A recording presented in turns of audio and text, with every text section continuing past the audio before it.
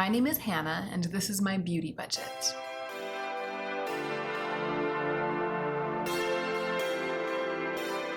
Hey y'all, so it's pretty much halfway through the year. I'm in the 7th month of budgeting for beautiful things. For me, that includes makeup, skincare, clothing, and homewares. That's what my beauty budget covers, and I'll go ahead and link my intro video to my project in the cards right now. If you haven't seen my introduction to this project, I recommend watching that before you watch this video because I'm actually not going to explain my budget in this video. Most of you who watch me already know all of the details. During my no-buy year, which was last year, 2018, I noticed a real shift in my behavior, a real sea change in the 7th month. It was halfway through the year that the new habits that I was trying to enforce actually took hold. So I've been paying really close attention to my feelings about budgeting this month, and I've been kind of looking back over the first 6 months and taking stock. And as I was doing that, I decided that I wanted to put together a video about that. So this is that video. I'm going to basically go through everything that I've purchased this year so far with my budget, or for the first 6 months, and tell you how I feel about all of the things. It's going to be kind of shotgun. There are 60 things on the list. I've purchased 60 individual things with my beauty budget so far in the first 6 months. So I can't give in-depth reviews of each thing, but I will right now link the playlist that is the list of me telling each thing that I purchased with my budget each month, and I have more in-depth reviews in all of those videos. But in this video, I'm going to rank everything. I know that ranking videos have been really popular lately on YouTube, and I think it's a brilliant and very straightforward way to kind of tell you guys how I'm feeling. So I've put everything in order, and it was difficult because I've bought a bunch of different kinds of things with my budget this month, so there are many qualitative differences between the types of things. On this list, I've got clothing items next to accessories, next to replacement skincare and like tooth care and stuff like that, next to makeup. So it was difficult when it came down to the nitty-gritty to figure out exactly the order of preference, like one thing above another thing is the thing I much prefer over that thing, and I much prefer that thing over the next thing. I couldn't exactly get as specific and as perfectly organized as that. But the way it broke down is very revealing, and I'll tell you how it broke down. And then I think that just the general statistics that were revealed by this project are very revealing, and it allowed me to see some things and to draw some conclusions about my spending habits that I'll go through at the end of the video. I think that's really all I have to say by way of introduction, although there will be a little bit more introductory material after the transition to the meat of the video. But let's go ahead and get into the meat of the video.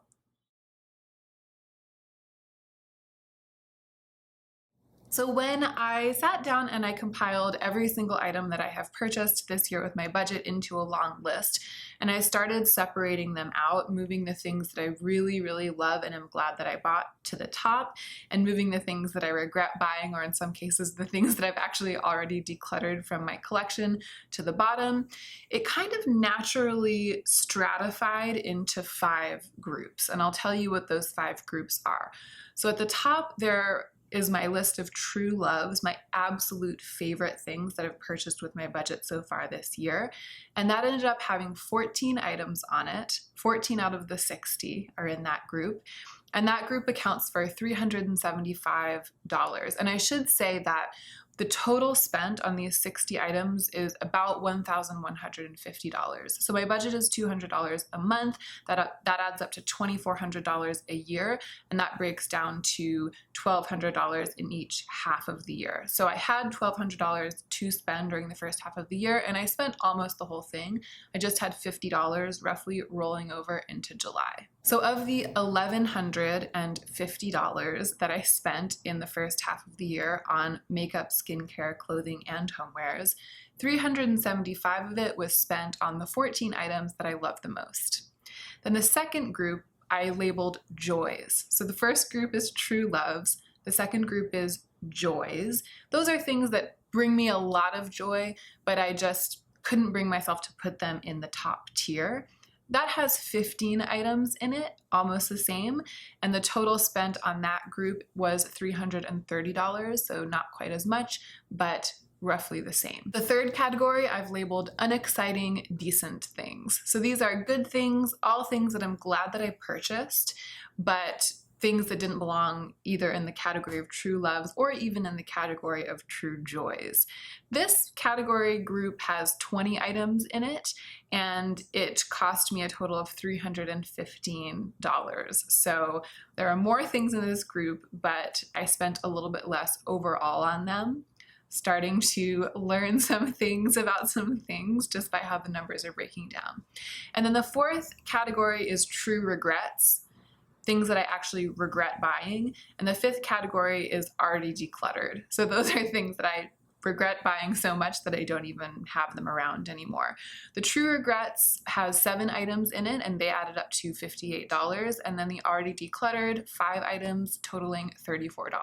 So those last 2 categories have many fewer things in them than the rest of the categories, and ended up costing me way less money, which is good. So just to recap, the 5 categories are the true loves, the cream of the crop, the joys, the really good things, the decent but unexciting things, the true regrets, and the already decluttered items. So within each category, I made an attempt to put them in order. So in the true loves category, I tried to figure out which item of all of the things, of all the 60 things I've purchased, I love the most. And I put that at the top. And then I tried to figure out what was my second favorite, third favorite. I tried to do that. So at the very, very top of my list of true loves, my 14 favorite things that I've spent my budget on this year so far is, I think, the thing that was the most expensive of everything I've purchased so far this year, and that is the pair of linen pants that I purchased from Linen Fox. Linen Fox is a small handmade clothing brand operating out of Lithuania. They make things out of pure and I think like eco oak tech certified linen. Absolutely gorgeous, kind of like heirloom pieces, like things that will last forever, classic designs. I had them make a pair of very, very wide leg black pants for me, black linen pants that are super high waisted and that go all the way to the floor. And they actually were just washed and they're hanging on my drying rack right now. They're wet. Otherwise I would hold them up and show them to you. But I'll try to insert some sort of picture. They fit my style perfectly. They go with pretty much everything in my closet. I've been wearing them nonstop. They're gonna last forever. They only get softer with wear. They're just perfect in absolutely every way. I feel like they're both dramatic and editorial and also kind of a staple, because on the one hand they're just black pants, but on the other hand they're this really dramatic silhouette. I appreciate the level of quality. They're just very, very high quality pants. They're a classic item of clothing that I've added to my wardrobe, and I place a lot of value on that. So the Linen Fox pants topped the list. Second on the list is this, my Adept Cosmetics extra large magnetic palette. And I just discovered that they are restocking this palette. The whole time that I've had this, that I've been talking about it on YouTube, you guys have been like, I wish that they would restock that. I wish that they would manufacture it again because it's been out of stock. It's coming back into stock, and I think that you can currently pre-order it. So as always, my link for Adept Cosmetics will be in the description box down below. I had to put this second on the list when I thought about the level of joy that all the things I've purchased have bought me, how useful they are. I'm really partial to useful things, as you'll see as the list unfolds. I feel like I place a premium on things that are very useful. That's true of the pants as well. When I have something that is both as beautiful as it could possibly be and as functional as it could possibly be, that's a thing that tops my list. And when I think about what my vanity would be like, what my collection of eyeshadows would be like, what my general day-to-day life dealing with my makeup, which is a group of stuff that I value a lot, that I cherish, what it would be like to deal with that stuff if I didn't have this giant palette with which to wrangle all of my singles, I realize what a huge impact this has had on my life, and I think it's so beautiful. So those two things together put it higher and higher and higher up on the list until it got to number 2. Number 3 on the list are my mirrored lucite pear earrings that I purchased from Wolf and Moon. I just feel like I'm gonna have these forever and they're never gonna go out of style. I love wearing them. I cherish them so much. They were expensive. Again, they were $56, I think, for me to get them. I have rarely splurged that much on a single item with my budget. I'm so glad that I did it. These are far and away one of my 3 favorite things that I purchased with my budget so far. I absolutely love them. Close on the heels of those, the 2 houseplants. This is one of them, and that one back there is the other one, that kind of bigger one that's sitting on our TV cabinet. They have changed the landscape of our house completely. It was a huge bite out of my budget. Again, $60 was what I dropped on those 2 plants, but I would go back and do it again in a heartbeat because they define our entire space. And living in one big open concept loft, space defining things like that, things that make it feel cozy and green and well designed in here are just having an immeasurable impact on my daily life. I would say our daily life, mine and Joe's, but mine in particular because I'm an aesthetic person. I'm really sensitive to my surroundings, and these 2 plants are everything to me. They had to be in the top 5. And then right below that is my hobo wallet. Again, useful things, right? So I had something that was working as a wallet and it was so ugly, and I updated to something that's more functional than it was and 100 times more beautiful than it was. So for something to be highly functional and highly beautiful and stylish, that to me makes it a winner. And below that, similarly, my sunglasses from Key Australia. I don't have everything here before me. In theory, everything that's on this list, pretty much, except for the decluttered things, I have somewhere in my house, but I can't show them all to you. I think that would make the video too long. And it would also mean that I would be sitting here with 60 things piled around me before filming. But a lot of the things at the top of the list are things that are like in my daily life in a really intense way. Like, this is my only wallet. I'm not a person who has a bunch of wallets. I just picked one and it's my only one. So it's my constant companion. This is my only pair of sunglasses. Same thing. They are my constant companion. I literally wear them every day and I get compliments on them every day and they go with everything, and I just feel badass when I put them on. I really, really love them. So it's these kind of constant, useful, stylish, yet functional things that have ended up topping the list. So fascinating. So that's about halfway through the list of my true loves and my true favorites. I'm gonna bust through the rest of it right now. Right underneath the sunglasses, I put this Une Amorette perfume by Etat Libre d'Orange. You can see that I've almost used up the whole thing, and it's ended up being one of maybe my top 2 favorite perfumes of all time, I think, that I've ever had. The other one being Les Labos Vanille 44. So I used it straight through. I didn't really mix in very many other perfumes when I had this little travel size.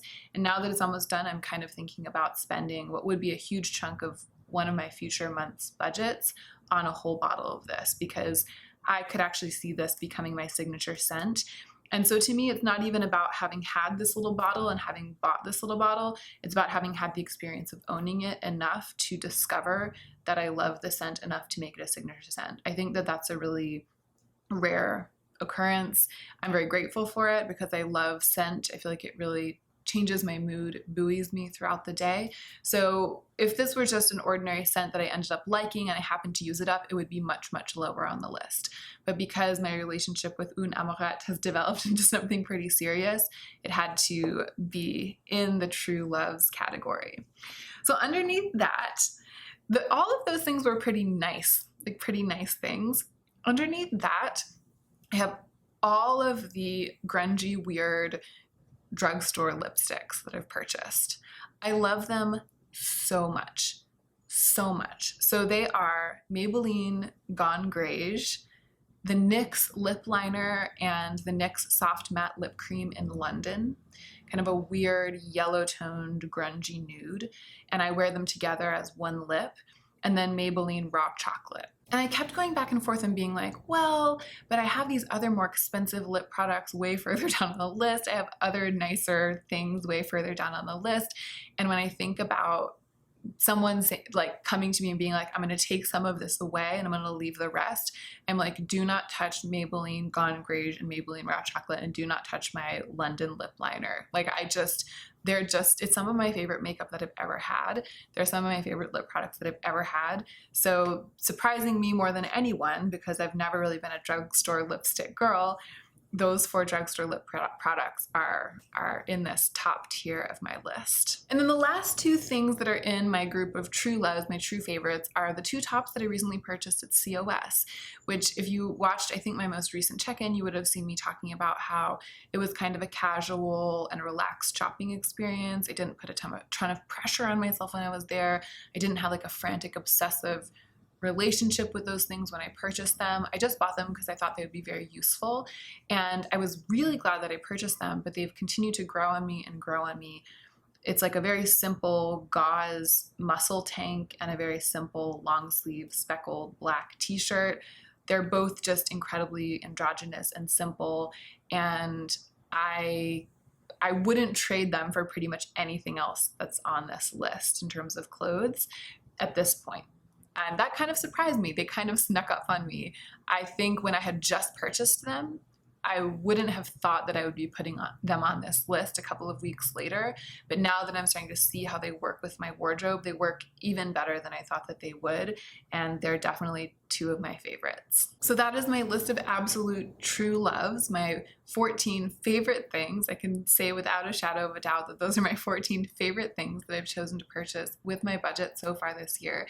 And again, those 14 things all together totaled $375. So in a sense, that's about a third of my whole budget for the first half of the year, because the budget was $1,200, $400 would have been a third of it. So it's not bad that my top group of items ended up taking a third of my budget. I feel like that means that I'm spending my money a little bit more wisely than not. Moving on to the second group, which is the joys.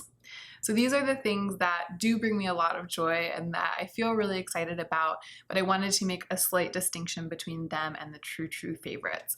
So at the very top of this list of 15 items that are my joys are a few things that almost made it to the top tier, but didn't quite make it for one reason or another. So at the very top of the list of joys are the sneakers that I purchased from eBay. They're a pair of Nikes. I'll try to insert a picture. They were actually replacements for a pair of sneakers that I had from the year before and completely worn out. I'll insert the picture of the 2 pairs side by side, my old pair and then the new pair right after I purchased it from eBay. So this was a pretty big investment for me with my budget, $43, $44 to replace my sneakers. That was almost a quarter of my budget. I think in January, I think I needed to replace them, like my sneakers, like right away when I started being able to spend my budget.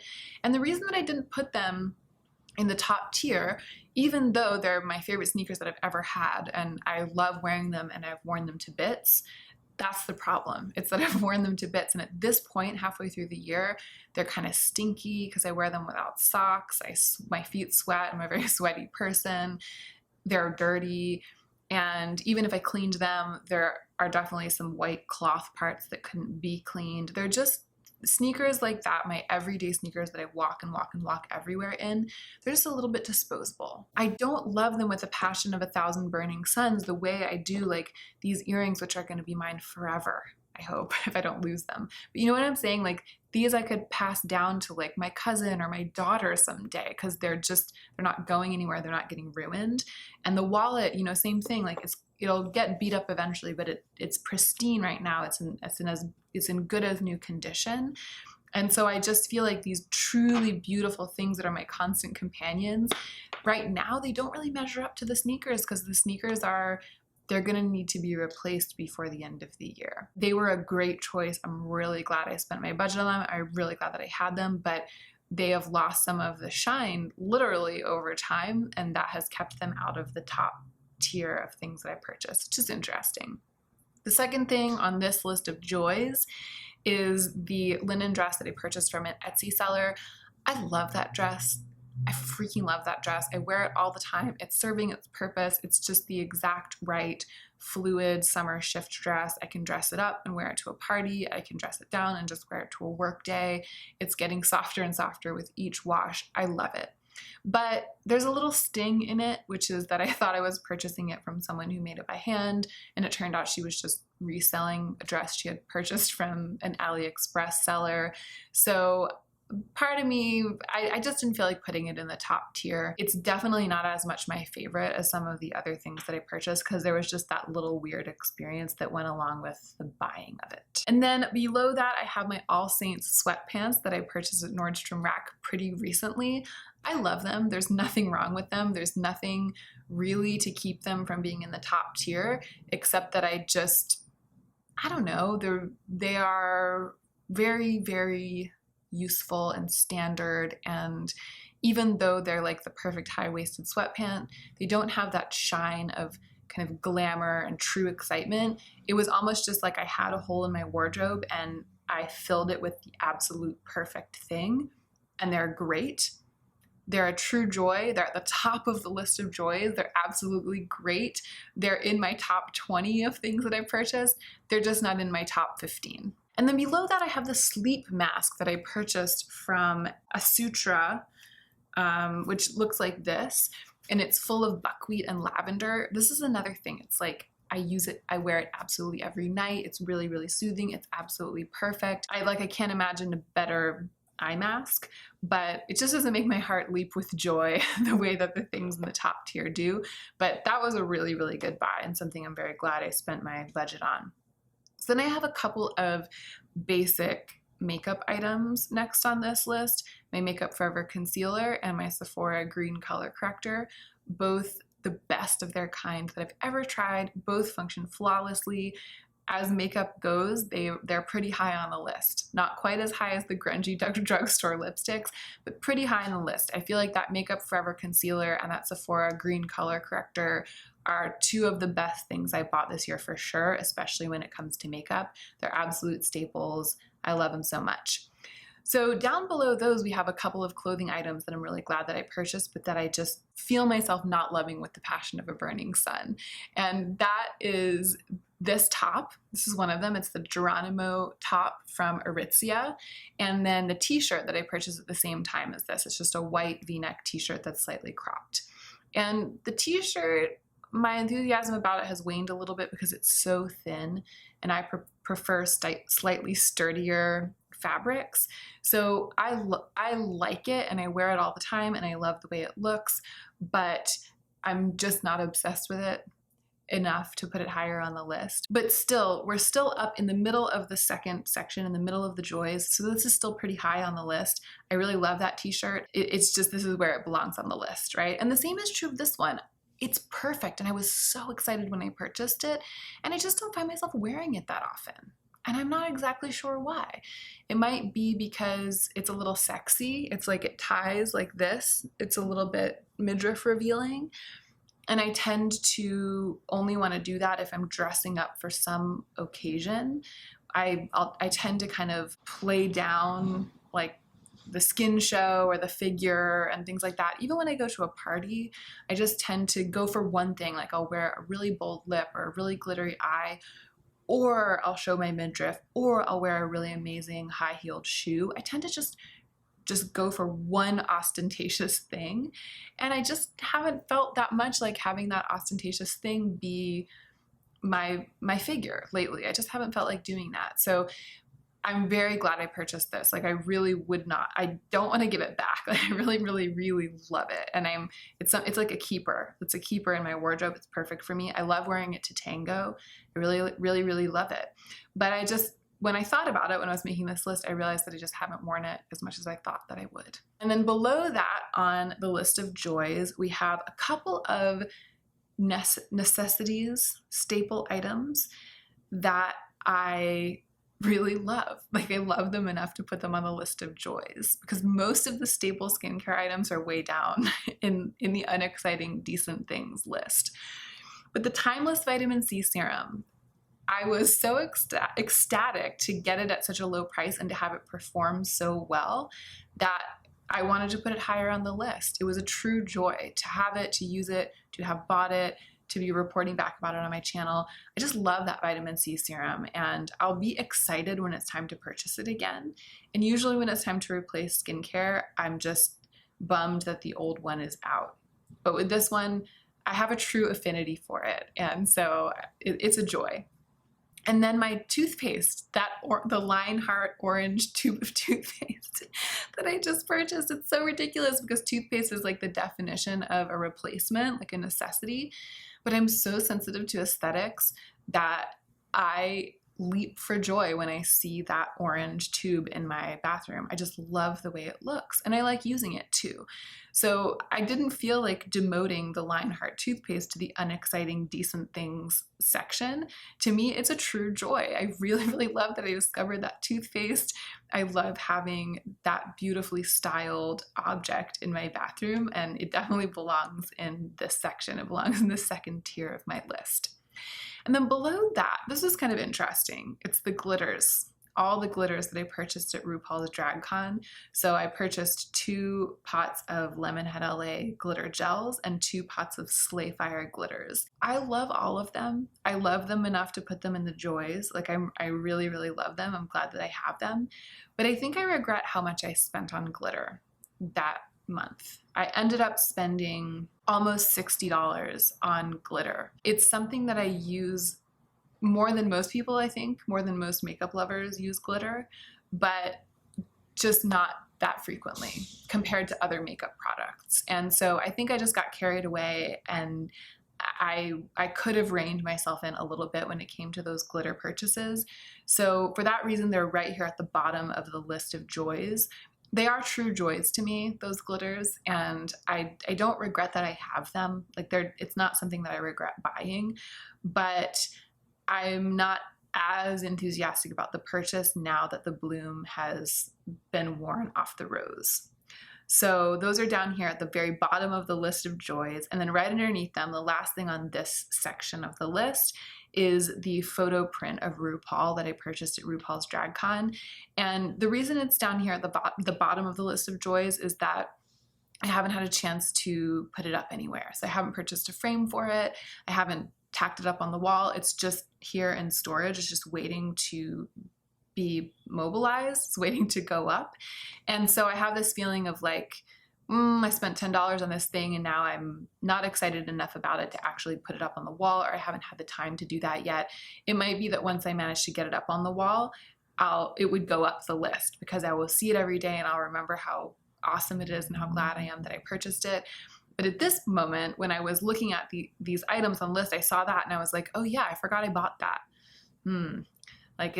I should do something about that, you know? So it's not like it's unexciting or just decent. It's incredible. It's an incredible piece of art, but I had to put it all the way down at the bottom of the things that are ranking above unexciting, decent things because I forgot about it, because I bought it and then I forgot about it and I didn't follow through with the purchase. To review the second group, the joys, there were 15 items on that list and it was a total of $330 they spent on the things that fell into that category. So in the list of unexciting, decent things, there are 20 items and they cost about the same, $315.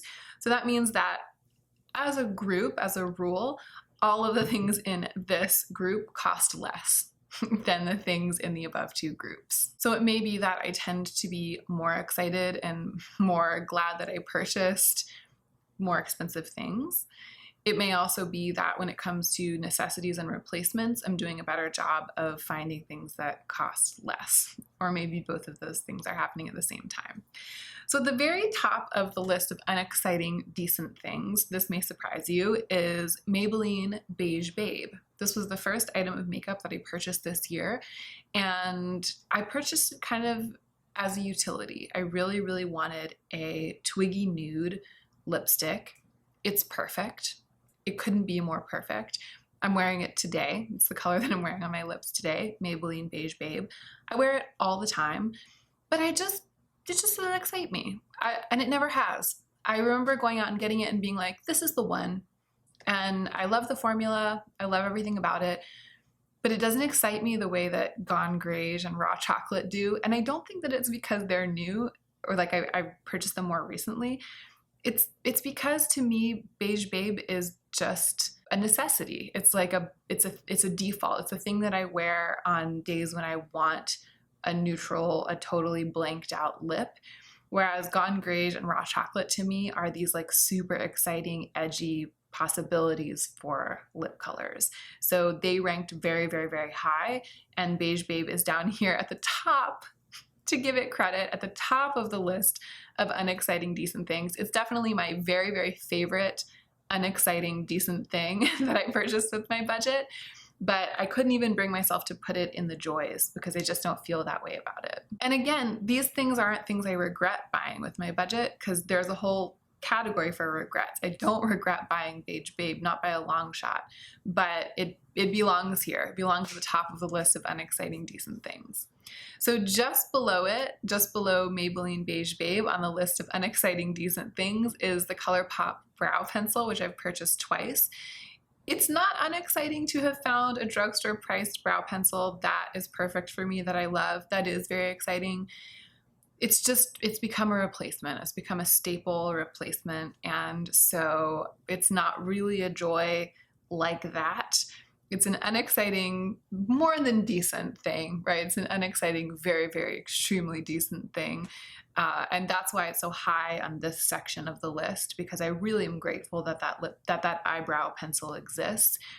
It just doesn't excite me. It's like, it's a drag when it runs out, because it means that I have to buy another one. So below that, this is kind of interesting. There are 3 makeup items topping this list of unexciting decent things: Beige Babe, the ColourPop brow pencil, and then the third one is the Urban Decay lip gloss that I purchased for $20 whole, I think in February, like towards the beginning of my budget year. It was a thing I obsessed over. I made a trip to Ulta just for it. I was replacing a little sample size that I had last year during my no-buy year that I had completely panned. At that time, I didn't have any plumping lip glosses of any kind, so I wanted something plumping. And it's great. It's the perfect neutral flush of a lip gloss. I love the formula. I love the glitteriness of it. I love how plumping it is. It's flawless. Like, it couldn't be better as a lip gloss for me, and the purpose for which I bought it is the purpose that it serves. It's great. It's an unexciting, decent thing in my makeup collection. And it's actually even less exciting to me than Maybelline Beige Babe and my ColourPop brow pencil, so I put it third on the list. So now we're moving into some sort of semi-utilitarian things. The next thing on the list is this cartilage piercing earring that I purchased. So one of these cartilage piercings was free and the other one I had to pay for. I purchased the earring on my top cartilage piercing for $35 when I was at the event at which I had these piercings done. I'm not unexcited about my cartilage piercings. I love them. I really love them, and they're finally starting to feel almost completely healed, which is a relief because they've given me some grief. It's just a utilitarian. It's the very definition of an unexciting, decent thing. I'm not losing my mind over this earring. I'm not like so glad that I have this earring in it. It's just sort of like a fee that I had to pay to get the piercings done. Below that is the candle that I bought at Anthropologie. You guys remember when I bought a heavily discounted sort of semi-designer candle at Anthropologie? And it was great. Like, I was so glad that I purchased it. I really wanted a candle. I loved the smell. Joe loved the smell. We burned it for a long time. There was nothing wrong with it. It's just, it's gone now. Like, candles, they burn up and then they're done. So when I was making this list, I was like, you know, I cannot really in good conscience say that that candle is a joy, because it was so short-lived, as all candles are. So I'm not sorry that I bought it. I think if I said that, I would be doing a disservice to my past self who really enjoyed having it. It was just such a brief presence in my life. So under that, I have the faux leather pants that I purchased from Poshmark last month. And it's just that I have only worn them once. I feel like their fate is yet to be determined. They are culotte shape, but they're very short. They come almost like just below my knee. And I'm still feeling uncomfortable with that silhouette. I'm still working on making it work. I just need to wear them more. I could imagine that once I get into wearing them, they'll shoot up the list and they might even end up at the very top. They might even end up as a favorite. But at this moment in time, I just haven't the pants and I are still sort of circling around each other, trying to figure out what to believe about each other. So I put them squarely in the middle of the list of unexciting, decent things. And then below that is a whole list of replacement items, things that I needed, that I'm glad that I purchased because I depend on them, but that are just the definition of something that's kind of unexciting, and that it's always a little bit of a bummer when they eat up a piece of my budget. So the May Love vitamin C serum, that was a replacement for my vitamin C serum when I ran out, but I don't love it as much as the one from Timeless, so it's just like a serviceable and unexciting thing that I'll be using until I run out of it, and then I'll buy the other one. My deodorant, which is Tom's of Maine, again, it's great, and I'm very excited that I have an aluminum-free, non-antiperspirant deodorant that works for me, but it's just not exciting to buy it. I've been buying it for years. My micellar water, my glycolic foaming cleanser, the brush head replacement for my Clarisonic, annoyingly expensive for something that I only use a little bit. I think I use it like once or twice a week. And my CeraVe night cream, the skin renewing night cream, I purchased, and then again, like I used it up. It was in my empties ages ago. So like the candle, that's something that I'm glad that I had, and that I think it was a good choice at the time, but I just can't say that I love it very much. So that whole group of things, like replacement necessity skincare, falls right here towards the bottom. It's not the very bottom chunk of my list of, what is this part of it? Unexciting, decent things, but it's almost at the bottom of my list of unexciting, decent things. It's weird, as much as I love skincare, my replacement skincare items are apparently some of my least favorite things to buy with my budget. I mean, maybe that's not weird, but it's just interesting. It's like, it's not weird, it makes sense, but I also think it's helpful to shine a light on that fact. It helps me make decisions. It will help me make decisions in the future. At the very bottom of the list of unexciting, decent things are the replacement type non-skincare items. So the bras that I purchased from Poshmark, the 2 bras that I purchased, the sports bra that I purchased at Nordstrom Rack, the underwear that I purchased at Costco, the socks that I purchased at Costco. It's these like bras, underwear, socks, necessities kinds of things. Like I didn't want to buy a sports bra at Nordstrom's, but I really needed one because I've been working out more and I only had one. So I reluctantly dragged myself there and spent $12 on a new one. And I can't say I regret buying it. Of course I don't. But I love it so little that it's only just squeaked up to the next category above the category of things that I regret. It's a thing I wish I hadn't had to buy. The other thing on this list is the brow tint from Amazon that I purchased, that I use to dye my brows at home. Serviceable, necessary, something I like, but they changed the formula a little. I don't love it as much as I did before. I'm very grateful to have it, but I'm just a little bummed out that I had to buy it. So that's all of that stuff. And also on the very, very, very bottom of this part of the list, the very last thing on the list before we move into my regrets, the sheet suspenders. Do you remember when I bought the sheet suspenders? It was like a stretchy elastic clip thing that goes underneath your bed and holds the bed sheet onto the mattress. And don't get me wrong, it's a fantastic item, like a super great product, and I'm really, really glad that we had it for the past 6 months. But just this past month, our sheet, which we'd had for several years, finally gave up the ghost. We only use one sheet set at a time, and then we wash it on the weekends. So it was a beautifully made linen sheet, but it was just kind of a thin linen, and it started to tear in the middle. The reason we got the sheet suspenders is that it didn't fit the bed super well, and so we needed the sheet suspenders to keep it on. We replaced our bottom sheet with a sheet that has elastic all the way around, and we don't need the sheet suspenders for it. And it's gorgeous. It's working beautifully. We got it from, I think, Parachute Home. I think that is it. I'll link it. I'm not going to link everything on this list, obviously, because it's 60 things, and I've linked all of them in the past videos about the things that I purchased, but I'll link certain key items that I feel like I've talked about for longer than others. I'll link the sheet suspenders, and I'll link the replacement bottom linen sheet that Joe and I bought together from Parachute Home, because it's amazing. It's amazing. It's the best bed sheet we've ever had, and the sheet suspenders are now defunct, so I kind of wish that I hadn't had to buy them before, because we don't need them anymore. So that was the largest group on the list, the unexciting, decent things. $315 was what I spent on all of those things together, and it added up to 20 items. So let's bust through these last two categories. They're kind of the least interesting. My true regrets, adding up to $58, are 7 items here.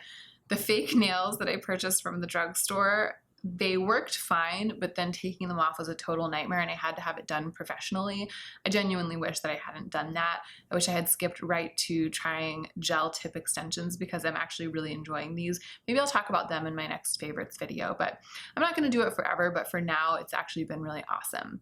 The Lush Toothy Tabs, I just got sick of them and I ended up not even finishing the bottle. I wish I had purchased toothpaste instead of these Toothy Tabs this year. Gosh, this is really interesting. All the rest of this is makeup. The Cover FX Shimmer Veil set, I regret buying. I regret it. I almost never use it. I bought it because I was having a bad day.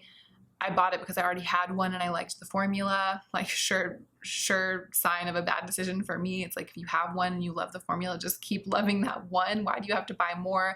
And the 3 that I have that were in the little set, I just feel like they don't perform as well as the full-size one that I have. They're probably going to get decluttered. I just wish I hadn't spent the $20 on that. The other 3 are ColourPop products. So the ColourPop lipstick in California Love, the Blur lipstick, I really, really loved the color of, and the formula is just a little silicone-y. I don't like those slippery silicone-y formulas that feel like they don't stick to your lips. So as much as I love the color, I ended up continuing to search for browns that I love more, and I ended up finding browns that I love a lot more formula-wise, and so in the process of doing that, ColourPop California Love has kind of fallen off, and it makes me wish that I had just never bought it. The Lippy Pencil in Love Bug, I don't like the kind of plasticky wood of the ColourPop lippy pencils. I like lip pencils that have real wood that you sharpen. And it's weird, but it keeps me from reaching for that pencil. I just don't like it. I just don't like it. And I wish I hadn't bought it. Even though the color is beautiful, the color is fine, I just don't like it. And then the ColourPop Glitter Gel, that totally underperforms compared to the ones from Lemonhead and Slayfire.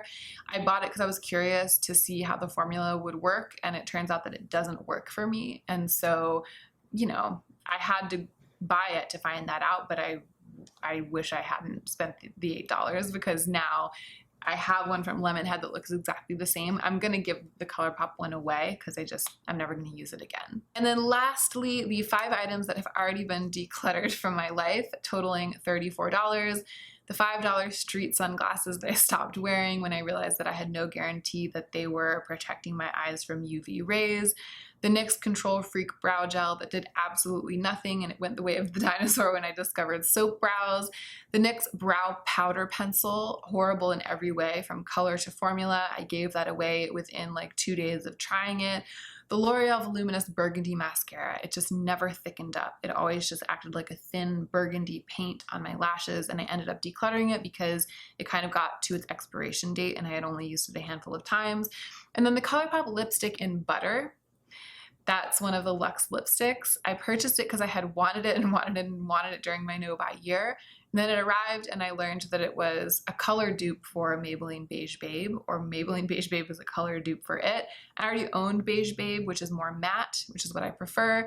And again, like those Luxe lipsticks, they just don't impress me with their faint tenacity. They just aren't as tenacious as the lipsticks that I love. So I ended up decluttering that one pretty shortly after getting it. Whew. Wow. So I have a few things to say by way of wrapping up this video. I took a couple of notes. This has been really enlightening for me. I hope it was interesting for you guys. I feel like my voice is failing, like it's been kind of bananas, but I mean, I don't know. It's interesting to hear what people are glad they bought, what people regret buying. And here are the points of interest for me.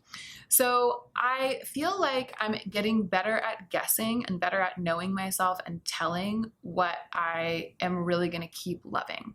Like you can tell by the way that the money has divided itself in this list that like I said before, I'm doing an okay job of knowing what to spend on. But I'm not right every time. And I think I've kind of learned from looking at this list that I need to let myself off the hook a little bit when it comes to pressuring myself to be absolutely sure that I'm making the best decision. Because there are some cases in which you can try and try and try and you can think you know, and then you just don't know until you try it. So I'm very against buying just to try, and I'm going to continue to be against that. I always only want to buy something if I really truly hope that it will be in the top tier. Except for replacement skincare and necessities and things like that. Like, I'm not angry about things being in the decent but boring category. Like, there are things that will always have to be there that I'll always have to buy. That's fine. But things other than that, I tend to work myself up and put a lot of pressure on myself to be sure that they're going to be in the top tier.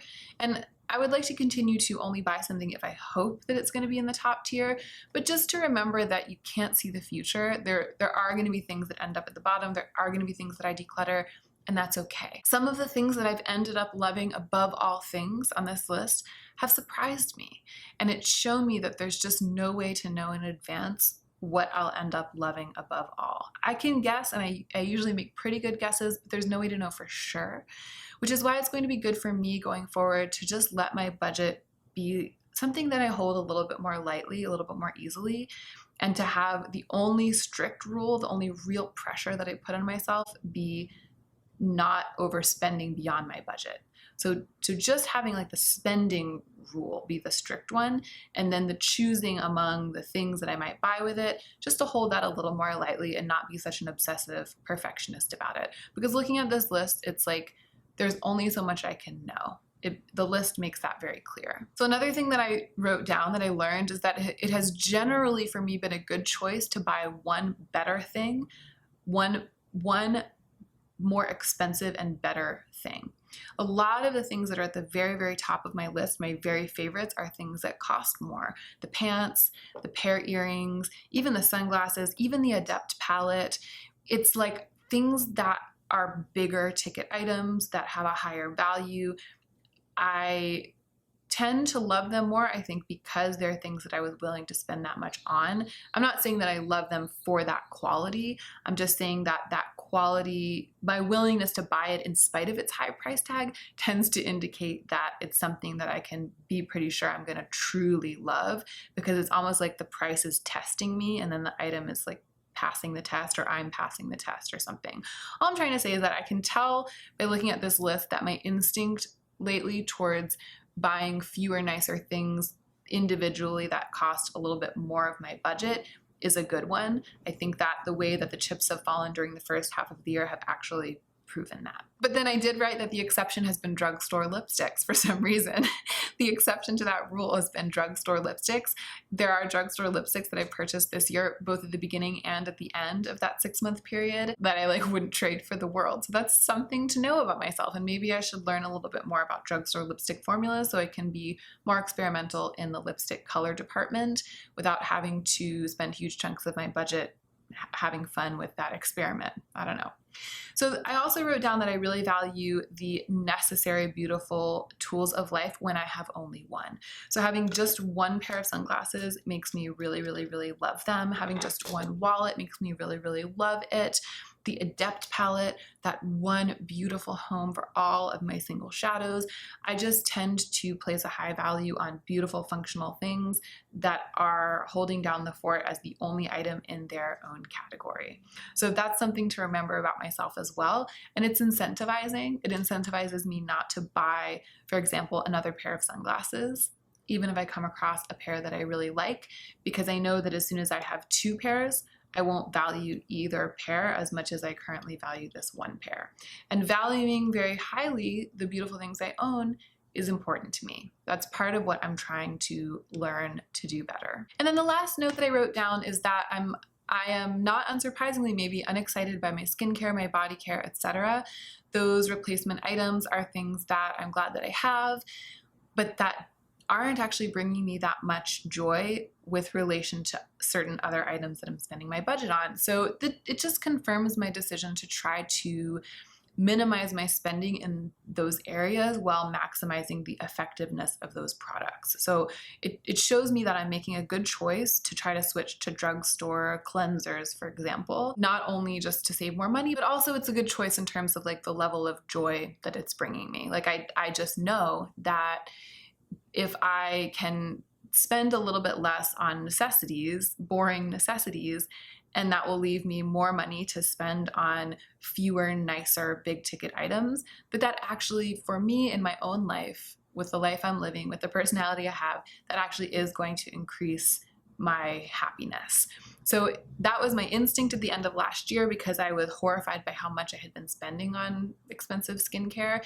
And now I have even more incentive to follow through with that idea or to keep following through with it. Taking good care of my skin does bring me a lot of joy, but I would like to do it as well as possible without overspending in that category. So it kind of helps me answer questions like, should I buy another bottle of Good Genes? You know, like right now, definitely not. Even though I might want it again someday, right now, definitely not. I know the answer to that question. It just doesn't bring me as much joy as certain other kinds of beautiful things. So that is it. I've been talking for longer than I expected to, and I hope that this video hasn't dragged on for too long, and I hope it's been interesting. It's difficult to rank 60 things, but I think that learning about kind of the breakdown of the different amounts of money and the numbers of things that have fallen into each of these 5 categories for the first half of the year, it's been really enlightening to me, and I hope that it has been interesting to you and maybe gives you an occasion to ask yourself some of these same questions and think about maybe how much you spend into certain types of categories, especially if you're currently budgeting and especially if you've actually kept a list of things that you've purchased with your budget. Let me know what you think down below. Let me know if you have any questions. Thank you guys so much for watching this one, and I hope that you are remembering to take extra good care of yourself right now so that you can be the most effective version of yourself as you do your work in the world.